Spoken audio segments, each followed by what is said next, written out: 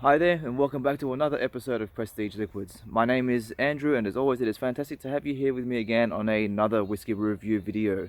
If you're a returning subscriber, thank you for joining me along my journey so far, and if you're new to the channel, then please make sure you hit the bell notification and the subscription button right now so that you can stay up to date with all future content.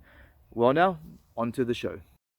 Let's get started on today's video. So in today's video I am going to be completing the Glengoyne tasting series that I have been doing so far. So I have started off with the 10-year-old, the 15 and the 18.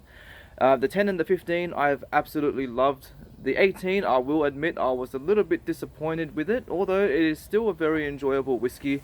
Unfortunately, it just didn't really do anything for me. As I've kind of hinted in the rest of the series so far, I do have a final whiskey in this set to do, and that one I haven't revealed yet. I thought I would leave it until this video, and today I am going to be reviewing the Glengoyne 25-year-old. Now I have to give a massive thank you to my friend Fredrik from A Dram Divided. He was very generous to be able to send me this sample, and I have been very much looking forward to reviewing this whiskey. This will now be sorry, there's always something flying over. This will now be the oldest whiskey that I have tried so far. I have not yet tried a 25-year-old whiskey, so I'm happy to say that I am starting off with this one. As I mentioned, yes, Fredrik is from another whiskey tube channel called A Dram Divided. I will put a link to his channel in the description box down below.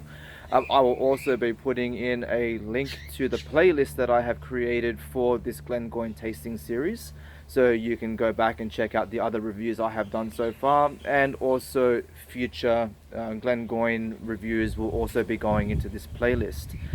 If you are interested to discover some of the sustainability initiatives that Glengoyne run from their distillery, I'll also be putting a link in the description box down below for that. So make sure you go and check out all those links. Definitely check out A Dram Divided, and I would definitely recommend checking out the sustainability initiatives from Glengoyne. They have some very interesting things going. But that's it. Time for the review. I am very excited. Let's pour some whiskey into this glass and get going. So obviously Glengoyne 25, this has been bottled at 48% ABV. It is a minimum age of 25 years old, aged in Oloroso sherry casks, and I believe that European oak has been used for these casks. Let's get on to the review. So on the nose, cheers.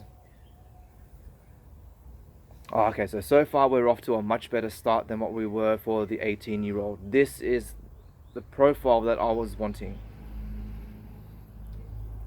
The Oloroso sherry is definitely very prominent, but it's not as spiky or punchy as the 18-year-old. It definitely has been mellowed out a lot more.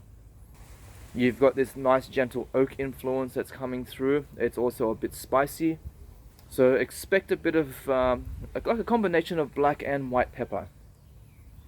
From the Oloroso, I'm getting things like sultanas, baking spice, lots of cardamom, nutmeg, a little bit of cinnamon.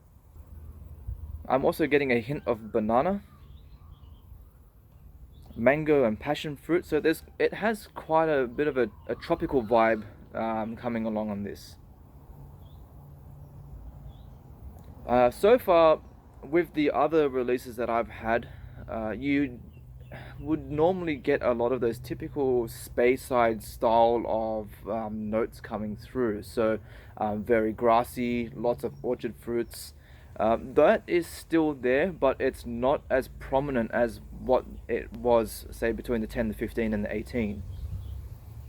You do get a little bit of you do get a little bit of apple, some vanilla and caramel, but again, not very prominent. There's a nice, sweet, malty, honey texture coming through. A little bit of leather, some milk chocolate, a touch a touch of grass, but not like a freshly mown lawn. It's more of just like you're walking through like a field or whatever, and you just get that nice earthy, grassy aroma. So far, I'm very impressed with the nose. Let's hope that the palate follows through. Yeah, so cheers. Okay, so yeah, straight away, much better than the 18. 48% ABV, so expect a little bit of prickle, expect a little bit of spice. But again, once those spiky notes kind of go down, you're left with just that beautiful Oloroso, that beautiful Oloroso sherry taste. Again, very oaky, but that's something that I would expect from something that has been sitting in a wood cask for 25 years. It's also quite dry. One thing I will mention though, although it is quite oaky, that oak influence is not dominating the flavor of the actual whiskey and the spirit itself. There is a very decent balance going along. Very fruity. I am starting to get more of the like orangey lemony notes coming through, which from what I had gotten on the 10 and the 15-year-old, that is a more, I guess, prominent Glengoyne feature. So I'm glad to see that those notes are following through, especially when you consider it's double the age of the others. You are still maintaining a distillery profile there. Again, very malty, lots of like, again, very grassy as well. On the palate, I am definitely starting to get more of like a freshly mown lawn vibe from this. Yep, that citrus note is definitely a prominent feature. I'm also getting a little bit of leather, tobacco, vanilla, caramel. There's a slight dusty earthiness to it as well. But again, all those notes just kind of get tied in back together again by the oak influence. And again, I'm just so glad that there is a balance to this. The oak is not dominating, it is complementing everything. I feel that in this particular whiskey, the balance of flavor, that's what it is doing. Everything is complementing, where the 18, there was no balance, there was no complementing of flavors. Everything was just kind of thrown in together, and that's all it was doing. It was just flavor, flavor, flavor, without really any blending of the flavors going along. With this one, you get those initial tastes, but then they mold into one.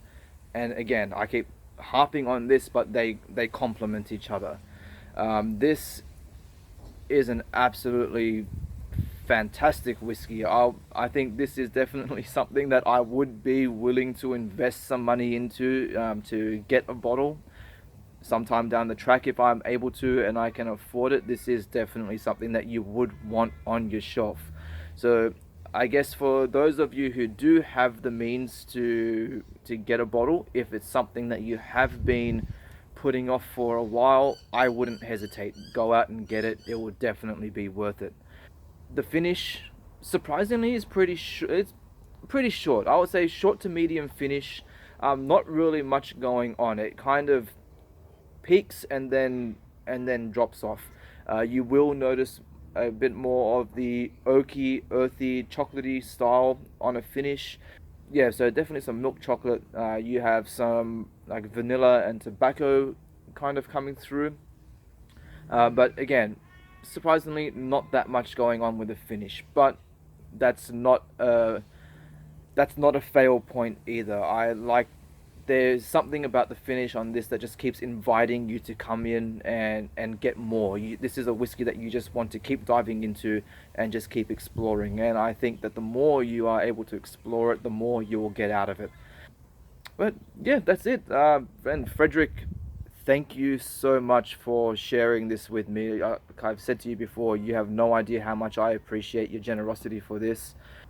This is an absolute stunning whiskey, and I'm very thankful to have been able to, I guess, share the experience of this with you. So again, thank you, thank you, thank you.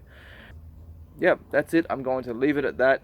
If you have not yet done so, please make sure you hit the bell notification and the subscription button. You'll really be helping my channel grow. We're starting to see some real steady growth coming in at the moment, and it's been very great to see those numbers going up.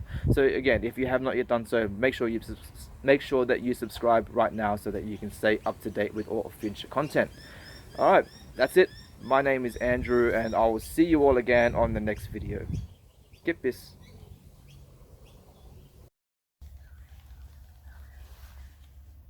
Oh, you're still here.